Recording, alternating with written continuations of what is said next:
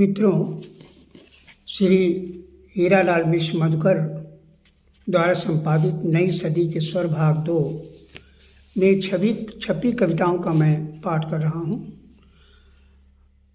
अभी तक आपने जिन कवियों को सुना उन सब की चयनित बहुत अच्छी कविताएं हैं। इसमें कई कविताएं सब मिली हुई हैं। देखिए, अब मैं अगले कवि को ले रहा हूँ, दशरथ कुमार चौरसिया राघवेश।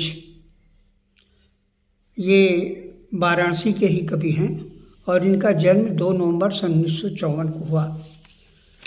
इन्होंने शक्ति स्तवन और मूर्ति रहस्य और कालिका स्तुति, ये 3 लंबी कविताओं का इसमें संकलन है। मैं आपको श्री कालिका स्तुति का स्तवन करके पाठ कर रहा हूँ। जयति जयति जय शंकर जय जयंकरी जयंकरी जयंकरी, शुभम शुभम शुभंकरी शुभंकरी शुभंकरी। जयति जयति जयंकरी जयंकरी जयंकरी, शुभम शुभम शुभंकरी शुभंकरी शुभंकरी। त्रिताप पापहारिणी सुबुद्धि बुद्धि कारिणी, प्रलय प्रलयकारी प्रलयकारी हिमाद्रिशृंगचारिणी। अभय करी विभव करी त्रिलोक शोक नाशिनी, सुश्वेत हंस वाहिनी कराली विंध्यवासिनी। कालिका कालिका है भ्रामरी कपालिका, कोटि योजने चले पले त्रिपुर विनाशिका। खड्ग चक्र धारिणी सुपाणि वीणा वादिनी, बैरी मध्य रुष्ट भय निनाद घोर कारिणी। कराल मुंड ध्वस्तिनी प्रचंड वेग गामिनी, रक्ष के सुपक्ष के समग्र विश्व पालनी। विष्णुगात अंश भवे मधुकैटभ नाशिनी, काली भद्र काली बैरी नाशु बैरी नाशिनी। सवनूरे विहारिणी तु संग संग चारिणी, वाभ्रवी सरस्वती सुबुद्धि तरणि तारिणी। राजलाभ कारिणी मशान भूमि चारिणी, धर्म कर्म रक्ष के असुरोदार विदारिणी। रुंड मुंड धारिणी हे चंड मुंड भक्षिणी, बसने तव दिगंत मातु विश्व रक्षिणी। शुभ गीता तब कंठे शीश गंग शंकरी, उषः सांध्य मन मध्यान ईश मातु सर्वरी। जयति जयति जय शंकर जयति जयति जयंकरी जयंकरी जयंकरी, शुभम शुभम शुभंकरी शुभंकरी शुभंकरी। और अगले कवि हैं गोकर्ण दत्त शर्मा, जो सहारनपुर के हैं। इनकी कई कविता में मुझे आंसू कविता अच्छी लगी और मैं इसका आपको पाठ कर रहा हूँ। छलक गए आँख से आंसू कि बेटा पास हो गया, छलक गए आँख से आंसू कि बेटा पास हो गया। शहीदों में लिखा कर नाम सबसे खास हो गया। आगे देखिए, वतन के लाडले का शौज आंगन में आया है, सबसे पहले माता ने कफन उठाया उसका हटाया है। देख कर घाव सीने पर गर्व से सांस ली माँ ने, पीठ पर लाल ने मेरी कहीं न घाव खाया है। दूध की इलाज रख ली ये विश्वास हो गया, छलक गए आँख से आंसू कि बेटा पास हो गया। लाल को देख धरनी पर हृदय पर उठी रही ज्वाला, करे जो पस्त दुश्मनों को किसे वघोप दे डाल भाला। पुत्र होता यदि दूजा हवाले माँ के कर देती, चिता की भस्म से इसकी तिलक उसके भी कर देती। पिता भी है नहीं इससे इसके आज एहसास हो गया, छलक गए आँख से आंसू कि बेटा पास हो गया। भेजती उसको भी रण में यदि इसकी बहन होती, को वो चुन चुन करके दुश्मनों को वहीं पर खेत कर देती। कहानी लक्ष्मीबाई की वो रण में फिर से दोहराती, उड़ाती मुन्नी झुंडों के खड्ड जब उसकी लहराती। मगर ऐसा न हो पाया, यही संतरास हो गया, छलक गए आँख से आंसू कि बेटा पास हो गया। और अंतिम देखिए, चिता जल्दी बनाओ रे, फर्ज मुझको निभाना है, बना के मुंडों की माला मुझे सीमा पे जाना है।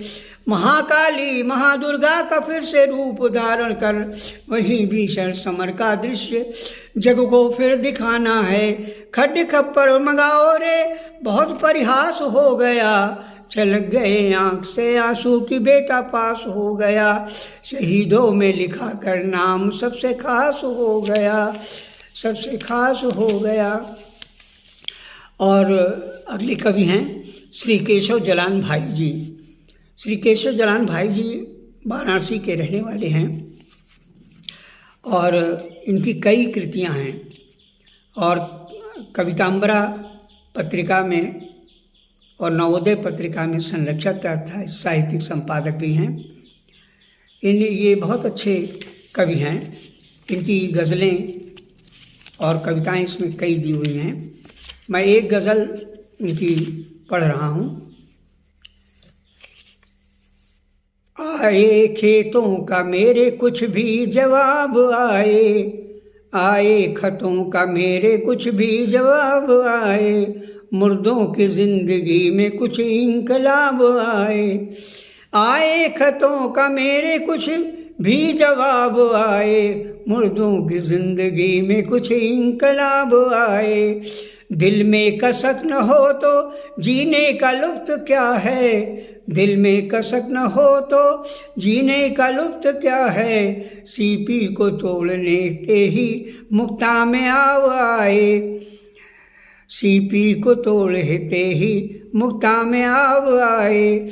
हर शख्स को तो अपनी ही खैर की पड़ी है, हर शख्स को अपनी ही खैर की पड़ी है। मुश्किल से झोपड़ी में कभी आफताब आए, चेहरे पे जब से उनके बिखरी हुई है जुल्फ़ें, चेहरे पे जब से उनके बिखरी हुई है जुल्फ़ें। मावस की रात आई न माहताब आए, भटकी हुई शहर है खामोश रोशनी है, आँखों से उनके केशव छन छन शराब आए। आए खतों का मेरे कुछ भी जवाब आए, मुर्दों की ज़िंदगी में कुछ इंकलाब आए। और देखिए एक इनकी कविता बहुत मैं और भी पढ़ रहा हूँ। कांटों भरा समय आया है, कांटों भरा समय आया है, किसको मन की बात बताएं। कांटों भरा समय आया है, किसको मन की बात बताएं। सुख दुख तो आते जाते अस्त हुए रवि उग जाते हैं, मन की मन में रखें कहें या मन की ही मन खुद को समझाएं, किसको मन की बात बताएं। फिर से देखिए, सुख दुख तो आते जाते हैं, अस्त हुए रवि उग आते हैं, मन की मन में रखें कहें या मन ही मन खुद को समझाएं, किसको मन की बात बताएं। अब मोबाइल एक सहारा, हंसी ठिठोली जीवन हारा, माया मृग के खेल निराले, पल पल बढ़ती पीर छिपाए, किसको मन की बात बताएं। संकट बड़े बड़े आते हैं, संघर्षों से टल जाते हैं शकुनी से घिरे ध्वस्ते पांचाली को क्या समझाएं, किसको मन की बात बताएं। देखिए फिर से, संकट बड़े बड़े आते हैं, संघर्षों से टल जाते हैं शकुनी से घिरे युधिष्ठिर पांचाली को क्या समझाएं, किसको मन की बात बताएं। हमने सबको ज्ञान दिया है, मानवता को मान दिया है, श्रुतियों से आलोकित मन, आओ अभिनव ज्योति जलाएं, किसको मन की व्यथा बताएं। कांटों भरा समय आया है, किसको मन की बात बताएं, किसको मन की बात बताएं। अब देखिए अगले कवित्री हैं श्रीमती मधु प्रसाद। श्रीमती मधु प्रसाद 31 जनवरी सन 1956 ईस्वी को पैदा हुई और ये अहमदाबाद की रहने वाली हैं। इनका इनके भी कई कविताएं इसमें दी हुई हैं। मैं एक कविता इनकी पढ़ रहा हूँ। सभ्यता का संत्रास्त। सभ्यता का संत्रास्त। किरणों के पाँव में देखो छाले ही छाले हैं, किरणों के पाँव में देखो छाले ही छाले हैं, नभ की छत से लटक रहे हैं मकड़ी के जाले हैं। बहुत अच्छा लिखा है कि किरणों के पाँव में देखो छाले ही छाले हैं, नभ की छत से लटक रहे हैं मकड़ी के जाले हैं। अंधकार के सम्मुख भी सूरज की खींचातानी, चांद सितारे मौन रहे बिजली की थी हैरानी। अंधकार के सम्मुख भी सूरज की खींचातानी, चांद सितारे मौन रहे बिजली को थी की हैरानी। संबंधों की लगी फफूंदी अपनों को ताले हैं, संवादों से बचकर चलना मौसम यह आवारा। ऋतुओं का दोषी ठहराता पतझड़ का गलियारा। आगे देखिए, उपवन ने बिगड़े भंवरों के नखरे ही पाले हैं, उपवन ने बिगड़े भंवरों के नखरे ही पाले हैं, किरणों के पाँव में देखो चाले ही चाले हैं। और अंतिम है, किसने निकली हरियाली क्यों आग लगी जंगल में, रेती बनकर सागर रोए पाँव धंसे दलदल में। चंदन बन को डसते जाते नाग यहाँ काले हैं, किरणों के पाँव में देखो छाले ही छाले हैं, नभ की छत से लटक रहे हैं मकड़ी के जाले हैं, किरणों के पाँव में देखो छाले ही छाले हैं। और अगली कविता है श्री राम नरेश जी की। इनका जन्म 7 मार्च 1956 ईस्वी को हुआ। ये वाराणसी के रहने वाले हैं। और इनकी एक कविता मैंने चुनी है, वंदे मातरम। वंदे मातरम का तो आजकल देखिए पूरा बोलबाला है, तो इसीलिए इस कविता को मैंने आपको पढ़कर सुनाना चाहता हूँ कि ये कविता देखिए कैसी है। अब तो फिर से एक राष्ट्रगीत बनाया जाए, अब तो फिर से एक राष्ट्रगीत बनाया जाए, जन गण मन के साथ वंदे मातरम भी गाया जाए। आपस में कभी न लड़ें मंदिर और मस्जिद, खुशी से मनाएं साथ होली दिवाली ईद, पुरानी रंजों गम को दिल से भुलाया जाए, अब तो फिर से राष्ट्रगीत बनाया जाए। इस देश की गरिमा गौरव सम्मान बढ़े, कण कण में देशभक्ति का अरमान बढ़े, आपसी राग द्वेष कटुता घटाया जाए, अब तो फिर से राष्ट्रगीत बनाया जाए, जनगण मन के साथ वंदे मातरम गाया जाए। और अगला पंद्य देखिए, धर्मनिरपेक्ष और अखंड अपना भारत हो, कश्मीर से कन्याकुमारी तक सजी इमारत हो, स्वार्थ में यह सोने की चिड़िया न उड़ाया जाए, अब तो फिर से राष्ट्रगीत बनाया जाए। अगला बंद देखिए, कबीर नानक रैदास बुद्ध की वाणी, मानवता करुणा दया अपनाए सभी प्राणी, गीता कुरान गुरबाणी के संदेश सुनाया जाए, अब तो फिर से राष्ट्रगीत बनाया जाए। और अंतिम है, अब प्रण करे कि सभी प्यार से रहेंगे, जाति मजहब के नाम पर नहीं मरेंगे, वतन की शान तिरंगे का मान बढ़ाया जाए, अब तो फिर से राष्ट्रगीत बनाया जाए, जन गण मन के साथ वंदे मातरम गाया जाए, जन मन के साथ वंदे मातरम गाया जाए। और अगले कवि हैं देखिए, राकेश कुमार सक्सेना, राकेश शम्स इन्होंने अपना नाम रखा है। इनका जन्म 30 मई 1956 ईस्वी को हुआ। ये एटा के रहने वाले हैं। और इनकी एक कविता मैंने चुनी है, हेरा फेरी। बड़ी मजेदार शीर्षक है इसका, हेरा फेरी। हेरा फेरी हो वर्णों की तो भाषा कहलाती है। देखिए बड़ा अच्छा लिखा है, हेरा फेरी हो वर्णों की तो भाषा कहलाती है, शब्दों की हो हेरा फेरी तो चुगली बन जाती है। नेह बढ़ाते जो भाषा से वे विद्वान कहते हैं, वाचन करके ही तो वे वेदों का सार बताते हैं। ज्ञानी पुरुषों को ही ऊंचा सिंहासन बैठाती है, हेरा फेरी हो वर्णों की तो भाषा कहलाती है। वर्णों की सुंदरता से गीत बने जो मृदभाषी, माँ वाणी के बरधस से मिल जाती है शाबाशी। देख तरक्की ऐसे ही दुनिया भी ललचाती है, हेरा फेरी हो वर्णों की तो भाषा कहलाती है। शब्दों की हेरा फेरी से वंशनाश हो जाता है, इधर उधर की जो करता है वह झूठ कहलाता है। झूठी बातों को ही तो दुनिया भी झुठलाती है, हेरा फेरी हो वर्णों की तो भाषा कहलाती है।